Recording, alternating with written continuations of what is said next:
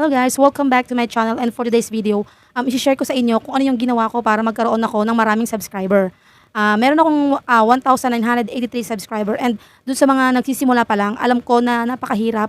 Kahit nga yung 100 na subscriber, napakahirap natin makuha. Pero ako in just 1 month, isang buwan lang halos, nakuha ko na yung more than 1,000 subscriber na 1,983 subscriber. Kung gusto nyo malaman kung paano ko yun ginawa, panoorin nyo ng buo itong video na to.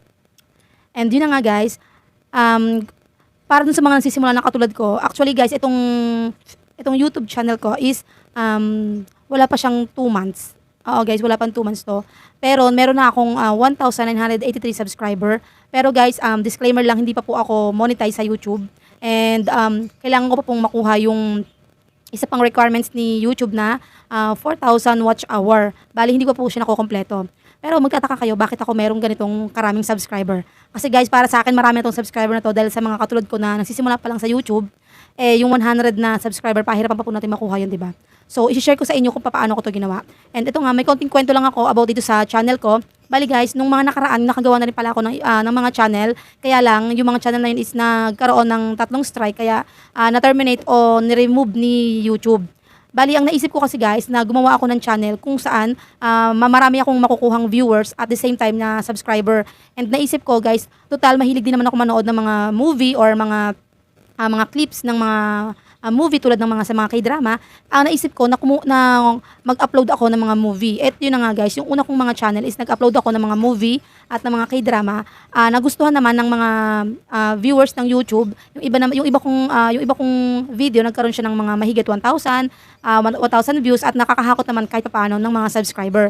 Pero yun na nga, nung medyo tumagal na yung account ko at tumagal na rin yung mga video ko, naging 1 month na siya halos, nagkaroon ako ng strike ng 3 beses. Kaya yun, agad-agad ni-remove ni YouTube yung aking account at hindi pa ako nadala, gumawa ulit ako ng another account at ganun pa rin po yung naging content ko about pa rin sa mga movie. Nag-upload pa rin ako ng mga movie, and this time, yung mga movie na in-upload ko nung nakaraan na kahit copyrighted siya is naka-public pa rin, ayun pa rin po yung in-upload ko. Pero dahil nga naka-copyright, medyo nahihirapan ako dahil hindi siya masyadong visible. So hindi siya searchable dun sa iba. At meron akong in-upload na mga movie or meron akong K-drama series na in-upload, and nakita ko na nagustuhan ng mga tao yon. At yung mga season, may mga series, yung mga series na K-drama, nagustuhan siya ng mga tao, and yun ang tinuloy-tuloy kong i-upload. Kaya lang, yun nga, dahil nga meron siyang copyright, tapos hindi ko alam, pero dahil nga dumadami na yung viewers nung series na yun ng K-drama, ay bigla na lang siyang ni-remove ni YouTube. At the same time, binigyan niya ako ng strike. At yun nga, again, nagkaroon ako ng 3 strike doon ulit sa pangalawang YouTube channel ko. So yun na nga, nawala na ulit yung YouTube channel na yun. And ito na nga guys, bali, ang ginawa ko, yung mga dati kong in-upload doon na alam kong ganun ang mangyayari, is hindi ko na in-upload. So, ang ginawa ko, bago lang yung YouTube channel ko at meron akong 0 subscriber talaga. As in, wala pa talaga akong kahit ilang subscriber, wala pa. Wala rin akong i-share dito sa YouTube ko, wala pang post. Ang ginawa ko muna is, nung gumawa ako ng another YouTube channel, ito na nga, which is ito ng Vance TV, naisip ko mag-upload ng isang movie na i-upload ko nung nakaraan na nakapublic siya kahit copyrighted. At yun na nga guys, meron akong isang Tagalog movie na in-upload na naka-public siya pero copyrighted. Ibig sabihin nun guys, pinayagan tayo na gamitin yung movie na yon. E di okay lang, in-upload ko na siya. And ang ginawa ko, nag-search kasi nga, napapansin ko, kada gawa ko ng YouTube channel ko, may mga pare-pareho akong in-upload na movie na pareho yung mga title na napansin ko na mas madali siyang ma-search ng mga viewers. So ang ginawa ko, in-apply ko yan dito sa bago kong YouTube channel, at yung in-upload ko na movie, pinalitan ko siya ng title. Inayos ko yung title. Binago ko yung title. Kung ano yung mga madalas na i-search dun sa search engines ng YouTube, ay yung inilagay ko doon. Halimbawa, nilagay ko ng Tagalog full movie, mga ganon. Ganon ang nilagay ko. And hinayaan ko lang guys. Iniwan ko lang yung in-upload kong movie, tapos hinayaan ko lang siya. And then after 2 days, chinek ko yung YouTube channel ko. Nagulat ako guys kasi nagkaroon ako ng subscriber na 50 subscriber agad. Nagulat ako dahil nagkaroon ako ng 50 subscriber. Tapos, yung movie na in-upload ko is nagkaroon siya ng views na 1,000 plus. Kaya sabi ko, okay pala to. Di natutuwa ako kasi nga dumadami yung dumadami yung subscriber ko at the same time dumadami din yung views nung movie. Hinayaan ko lang siya ng hinayaan, guys. And napansin ko, araw-araw nagkakaroon ako ng subscriber. Kaya wala pa siyang 1 month or 1 month pa lang, nagkaroon na ako ng 1,000 plus na subscriber dahil lang dun sa movie na yon. Na ibig sabihin, nagustuhan ng mga viewers natin yung ganung content, yung movie. Kaya lang nga, guys, yun nga, copyrighted siya. Anytime, pwede siyang bawiin sa atin. Pwedeng tanggalin siya ni YouTube or yung mismong owner ng movie. Pero guys, ang ginawa ko, nilagay ko dun sa pinaka front ng YouTube ko, nilagay ko doon yung describe yung paano i-describe yung YouTube mo. Nilagay ko doon na i-subscribe nila ako dahil magpo-post pa rin ako ng mga movie at ng mga gusto nilang video. Siguro yun din, guys, isa din yun sa mga nakahatak dun sa mga viewers or sa mga para mag-subscribe sila dun sa account ko, dun sa dito sa Vents TV para mag-subscribe sila is inilagay ko kung ano pa yung mga content na gagawin ko soon.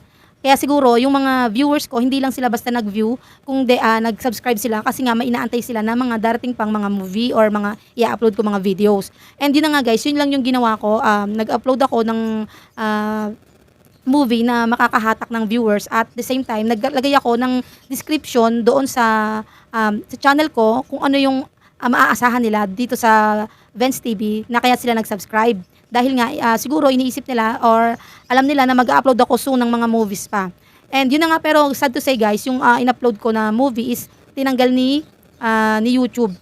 Meron kasi siyang nagkaroon ako, bali hindi naman siya totally nagkaroon ng actually strike siya eh. Hindi nagulat nga ako kasi nagkaroon ako ng strike. Pero nung una naman kasi naka-public siya pero may copyright. Pero nga wala, yun nga sabi ko sa inyo, tulad ng sinabi ko, wala tayong magagawa kapag kung ano yung napagdesisyonan ni YouTube at noong owner ng mismong video. Kasi guys, umabot na ng 200,000 views yung Tagalog video, yung Tagalog movie na in-upload ko. Kaya siguro medyo parang natataranta sila na baka pagkakitaan ko pa yon. Kaya siguro yun ang nangyari. Kaya tina-remove nila kay YouTube at binigyan nila ako ng strike. Kaya ang ginagawa ko ngayon, guys, is nag-upload na lang ako ng as in talagang super edited na video na wala nang copyright.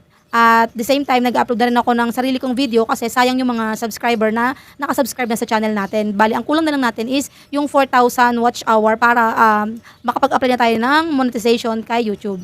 And yun lang, guys, bali dun sa mga gusto or sisimula pa lang sa YouTube at may bago kayong mga channel na wala pang subscriber, i-try nyo ito, guys, yung ginawa ko. Tapos pag nag-gain nyo na yung 1,000 subscriber, siguro huwag nyo nang hayaan na tumagal pa yung video kasi baka ma-detect ni owner at ni YouTube, bigyan pa kayo ng strike. Ang gawin nyo, guys, siguro pag nakuha nyo na yung 1,000 subscriber, i-remove nyo na o burahin nyo na i-delete nyo na yung movie na in-upload nyo or kung ano man yung may copyright sa inyo para at least meron na kayong 1,000 subscriber. Tapos, ang bubuin nyo lang is yung 4,000 watch hour. Yun lang, guys, yun lang yung gusto kong i-share sa inyo. Kung ayun naman ay hindi naman yun para sa lahat, guys. Kung sino lang yung mga gustong gawin din yung ginawa ko. And salamat. Kung nagustuhan nyo itong video na to, paki-subscribe naman at pa-share na rin at pa-like itong video. And thank you, guys.